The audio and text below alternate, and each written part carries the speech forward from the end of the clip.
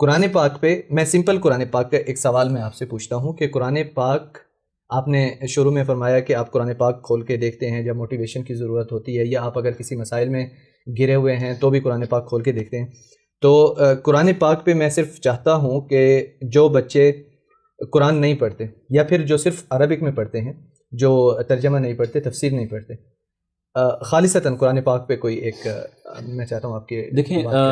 ایک تو ہمارے یہاں اب ایک مسئلہ یہ ہے کہ امت قرآن سے کٹتی چلی جا رہی ہے، اور پہلے تو قرآن کو سمجھنے، اس کی قراتوں میں جو قراءت ہیں مختلف، اس میں مہارت حاصل کرنے، پھر تفسیر کو پڑھنے کا مزاج ہوا کرتا تھا، پھر وہ ایسے ایسے کم ہو کے صرف تلاوت تک محدود رہا، اور اب تلاوت بھی ختم ہوتی چلی جا رہی ہے. ہمارے معاشرے میں تلاوت اب کب ہوتی ہے؟ صرف رمضان کے مہینے میں ہوتی ہے کہ بھئی 5 ختم ہم کر لیں، 10 ختم کر لیں، اور پورے سال پھر ہم نے قرآن کو رکھا، یا کسی کا انتقال ہو گیا یا نئی دکان لی ہے تو اب قرآن خوانی کے نام پہ قرآن کھول لیا. تو یہ پریکٹیکل ہمارے معاشرے میں چل رہا ہے. قرآن کے تعلق سے ہمیں معلوم ہونا چاہیے کہ ہمارے علماء کرام نے قرآن کے 6 حقوق بیان کیے ہیں، اور ایک مومن کے لیے ضروری ہے کہ 6 کے 6 حقوق کی ادائیگی کی وہ کوشش کرے. سب سے پہلی چیز قرآن کریم کا جو حق ہے، بنیادی حق ہے، وہ ہے اس پر ایمان لانا. کہ سورۃ الفاتحہ سے لے کے سورۃ الناس تک یہ پوری کتاب اللہ کی طرف سے نازل ہے. الفاظ بھی اللہ کے ہیں، معنی بھی اللہ کے ہیں، اس میں کسی بشر کا کوئی دخل نہیں ہے، کسی مخلوق کا کوئی دخل نہیں ہے. اللہ کا کلام ہے، اور قرآن کریم جو ہے اللہ کی صفت ہے. یہ بنیادی عقیدہ ہے، اس پر ایمان لانا، اور یہ جو ہے در حقیقت نجات کا واحد ذریعہ ہے. اس کے بعد اب اور کوئی نئی کتاب نازل نہیں ہونے والی ہے. اللہ کے نبی صلی اللہ علیہ وسلم جس طرح آخری نبی ہیں، ٹھیک اسی طرح قرآن کریم آخری وحی ہے، وحی الہی ہے. قرآن کریم آخری ورژن آف ریویلیشن ہے جو محمد رسول اللہ صلی اللہ علیہ وسلم پر ریویل ہوا ہے.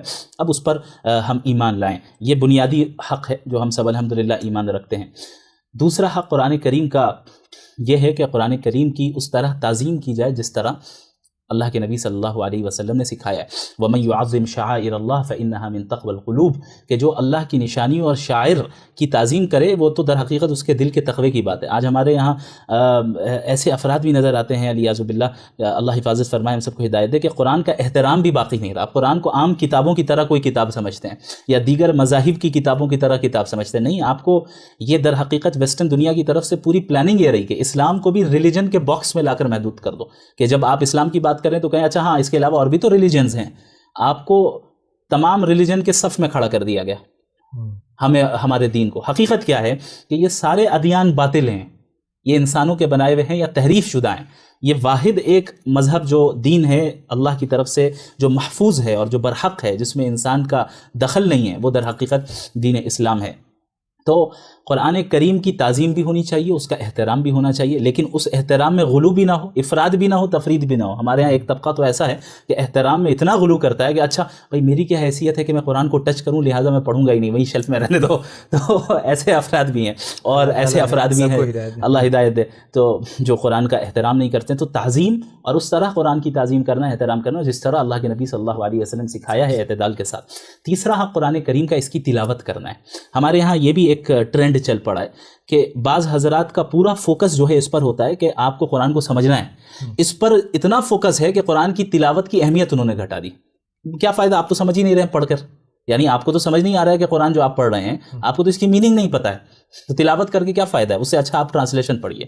تو یہ بھی ایک غلط فکر ہے. تلاوت چھوڑ دیتے ہیں اور صرف ٹرانسلیشن پڑھتے ہیں. یہ قرآن کے ایک حق پہ عمل کرنا ہوا. قرآن کی یہ 6 حقوق ہے، سب پر بیک وقت عمل کرنا ہے. تو تیسرا حق قرآن کی تلاوت کرنا ہے، چاہے سمجھ میں آئے یا نہ آئے. دلیل اتل ما اوحی الیک جو آیت ہے، اور اس کے علاوہ متعدد آیت قرآن کریم میں جہاں پر تلاوت کے لفظ کو استعمال کیا گیا ہے. تو وہاں پر تلاوت کا جب ذکر ہو رہا ہے تو اس کا مطلب قرآنی آیتوں کو پڑھنا ہے.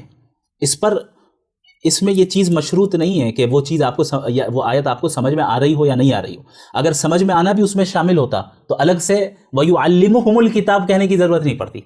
یتلو علیہم آیاتی، نبی بھیجے گئے یتلو علیہم آیاتی، تاکہ ان کو قرآنی آیتوں کی تلاوت کر کے سنائیں. وَيُعَلِّمُهُمُ الْكِتَابَ وَالْحِكْمَةَ، اور قرآن کی تعلیم دے. اب تعلیم میں معنی اور تفسیر شامل ہے، تو یہ دونوں جو ہے مقاصد نبوت میں سے ہے. تو تیسرا حق قرآن کریم کا یہ ہے کہ ہم قرآن کی تلاوت کریں اہتمام کے ساتھ، قرآن نازل ہوا ہے تلاوت کرنے کے لیے، اللہ کا حکم ہے کہ تم تلاوت کرو، جو وحی تم پر نازل کی جا رہی ہے، اللہ کے نبی پر نازل کی گئی ہے، اس کی تلاوت کرو. تو اس کا معمول ہونا چاہیے. اور یقین جانیے جب انسان اسے معمول بنا لیتا ہے وہ ایک غیر معمولی برکت اپنی روزمرہ کی زندگی میں دیکھتا ہے، اپنی تجارت میں برکت دیکھتا ہے، اپنے معاملات میں برکت دیکھتا ہے. قرآن کی تلاوت کا نتیجہ ہوتا ہے. اب ضروری نہیں ہے کہ آپ روزانہ 3 پارے پڑھیں، 4 پارے پڑھیں یا 2 دن میں ختم کریں. آپ میں کہتا ہوں ایک ہی آیت پڑھیں نا، شروع تو کریں، گریجولی آہستہ آہستہ آگے بڑھتے چلے جائیں. 1 آیت پڑھیں، 2 آیت پڑھیں، آدھا صفحہ پڑھیں، جس کو جتنا موقع ملے، لیکن ضرور پڑھیں، تلاوت کریں. چوتھا حق قرآن کریم کا یہ ہے سمجھنا. یعنی اب اگر آپ صرف تلاوت کر کے رک جا رہے ہیں، ابھی آپ قرآن کا حق ادا نہیں کر رہے ہیں. کیوں؟ کیونکہ یہ قرآن جو ہے جھاڑ پھونک کی کتاب نہیں ہے، یہ قرآن صرف پڑھ لینے کی کتاب نہیں ہے، بلکہ اللہ نے فرمایا کتاب انزلناہ الیک مبارک لیدبروا آیاتہ ولیتذکر اولو الالباب، کہ ہم نے اس مبارک کتاب کو نازل ہی آپ پر اس لیے کیا ہے تاکہ نصیحت حاصل کریں لوگ، اس میں تدبر کریں اور عقل والے اس میں غور و فکر کریں. تو اب آپ بتائیں، ہم جب یہ کہتے ہیں قرآن کتاب ہدایت ہے، تو جب آپ اسے سمجھ ہی نہیں رہے ہیں تو آپ ہدایت کیسے حاصل کر سکتے ہیں اس سے؟ صحیح بات ہے. تو قرآن کو سمجھنا یہ ایک مستقل قرآن کا حق ہے. افراط و تفریط سے بچیے. بعض لوگ ایسے ہیں جو کہتے ہیں کہ نہیں ہمیں سمجھنا ہی نہیں ہے، صرف تلاوت کریں گے، سمجھیں گے تو گمراہ ہو جائیں گے، پتہ نہیں کیسی کیسی باتیں کہی جاتی ہیں والعیاذ باللہ. اور بعض لوگ کہتے ہیں کہ نہیں صرف سمجھنا ہی ہے، تلاوت کرنا بیکار ہے. یہ دونوں 2 ایکسٹریم پر ہیں. اعتدال جو نبی کا منہج، صحابہ کا منہج ہے رضی اللہ عنہم اجمعین، کہ ہم قرآن کی تلاوت بھی کرتے ہیں اور قرآن میں تدبر بھی کرتے ہیں، غور و فکر بھی کرتے ہیں، اس کو سمجھنے کی کوشش بھی کرتے ہیں. تو یہ ایک چوتھا حق ہے مستقل قرآن کریم کا. 5واں حق قرآن کریم کا کیا ہے؟ اس پر عمل کرنا. یہ جو دین ہے، یہ جو کتاب ہے، یہ محض آئیڈیالوجی نہیں ہے، کوئی فلسفہ یا صرف فلسفی نہیں ہے کہ آپ بیٹھ کر ہم نے جو ہے گفتگو کر لی اور ہو گیا ہاں بھئی یہ مطلب ہے وہ مطلب ہے. نہیں، قرآن عمل کا مطالبہ کرتا ہے. اور یہی وجہ ہے جب آپ قرآن پڑھیں گے اکثر جگہ پر ایمان کا جہاں جہاں ذکر ہوا ہے، اعمال صالحہ کا ذکر ہوا. والذین آمنوا وعملوا الصالحات، ان الذین آمنوا وعملوا الصالحات، یقیناً وہ لوگ جو ایمان لائے اور نیک اعمال کیے. تو قرآن مطالبہ کرتا ہے اس پر عمل کرنے کا.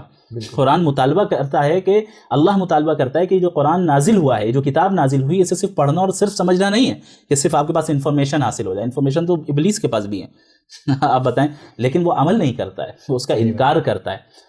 ہمارے ہاں چلیں ٹھیک ہے، ایسے افراد ہیں جو عمل نہیں کرتے لیکن انکار بھی نہیں کرتے، تو ظاہر ہے مسلمان ہیں وہ، لیکن کوتاہی میں مبتلا ہے. قرآن مطالبہ کرتا ہے ہم سے کہ آپ کو عمل بھی کرنا ہے ایمان کے ساتھ. اور اعمال جب ہم قرآن کے مطابق اپنے ڈھالیں گے تو پھر اس کا نتیجہ یہ نکلے گا کہ اللہ کی مدد اور نصرت ہمارے ساتھ ہوگی.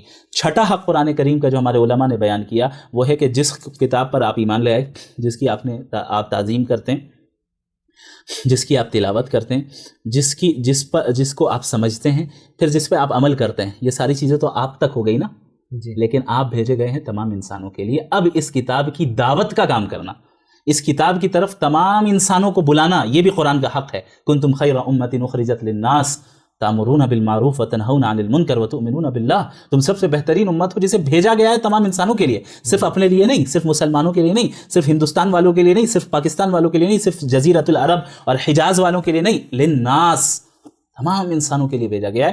تو اب یا ایھا الرسول بلغ ما انزل الیک من ربک، اے رسول آپ پر جو کچھ نازل ہو رہا ہے آپ کے رب کی طرف سے اس کی تبلیغ کیجئے، اس کی اشاعت کیجئے. تو قرآن کا یہ حق ہے، چھٹا حق، کہ اب ہم دعوت کا کام کریں اور اس قرآن کی نشر و اشاعت میں ہم تعاون کریں. اب کسی بھی اعتبار سے ہر انسان کی صلاحیت مختلف ہوتی ہے، ہر آدمی مفسر تو نہیں بن سکتا.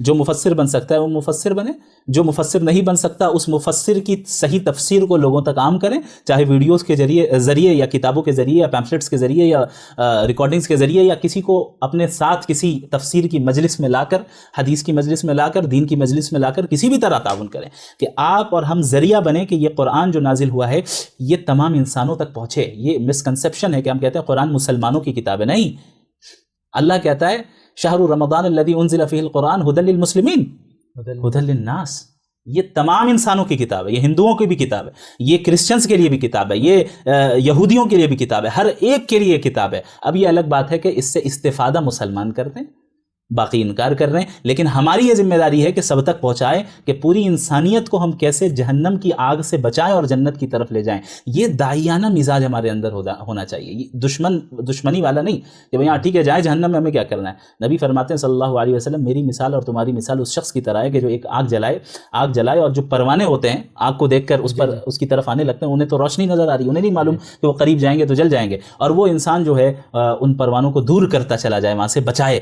میری مثال یہ ہے اس شخص کی طرح ہے جو آگ کی طرف کودتا چلا جا رہا ہے اور جو ہے میں اسے کمر سے پکڑ کر اسے دور کر رہا ہوں اس آگ سے. تو یہ محبت اور شفقت کی بنیاد پر ہے نا. اب آپ بتائیں اگر کسی سے دشمنی ہو تو کہیں گے بھائی اسے دعوت نہ دو جائے جہنم میں.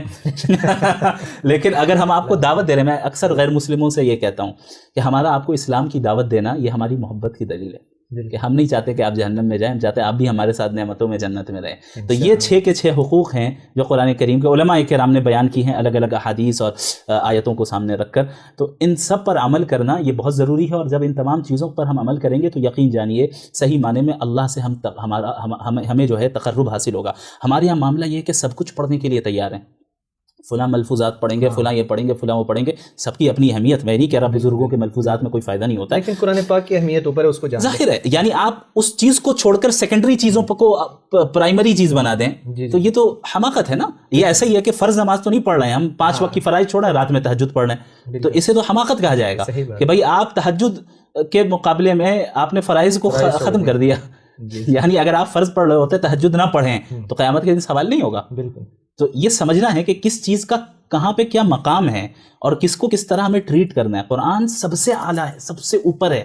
قرآن کو پہلے سمجھنا ہے، اس پر عمل کرنا ہے، اس کے بعد ساری چیزیں آتی ہیں. تو اللہ رب العالمین ہم سب کو اس پر عمل کرنے کی توفیق عطا فرمائے. آمین آمین آمین.